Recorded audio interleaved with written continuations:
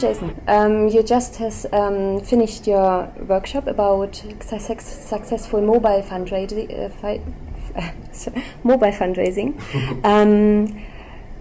Where to press the button, and let's talk about mobile fundraising now.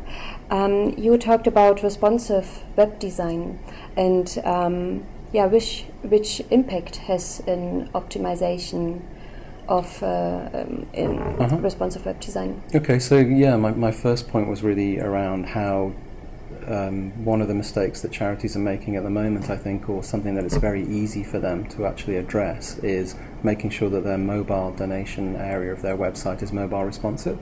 And by that I mean that the content actually reconfigures to fit the device that you're actually viewing it from. So anything from the screen that's the size of the mobile phone to the kind of iPad that's obviously slightly bigger, the content just reconfigures. Now, anyone who's ever tried to make a donation on a mobile phone with a site that isn't optimized, and you're kind of zooming in and out and you're trying to click into the boxes to actually fill things in, knows that that's a really, really bad user experience. But if you've optimized your site, you actually highlight the boxes that people are then filling in, make it really easy for them, then in my experience over the few organizations we've done it for, we're getting about a 200% increase in mobile gifts when we've optimized the site. Great. And you test also on websites SMS and online donation.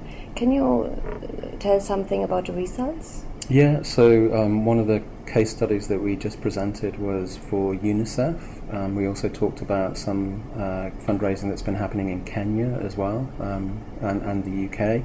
And basically what we were finding was that we were getting incredible response rates through SMS from press advertising, from cinema advertising, from outdoor advertising, and incredibly, and this may be UK specific, but advertising in toilets, where we put posters up by the urinals, and people were then obviously bored and were texting in to support UNICEF in the emergency campaign. So incredible results. And then that campaign and a lot of stuff that Save the Children did then enabled us to change the regulatory framework in the UK, because probably like it is in Germany right now, it's quite challenging in terms of how much money the mobile networks, and indeed in the UK's case the government, take. It makes it quite difficult to make it pay from a fundraising perspective. But because both Save the Children and UNICEF had generated so many responses during emergencies via mobile, the government and the regulatory bodies were almost shamed into changing the legislation, which meant that there's a very, very tiny amount that they take. So 99% of the donation currently from a text message in the UK goes to the non-profit, and there's only 1% that's taken by the other people.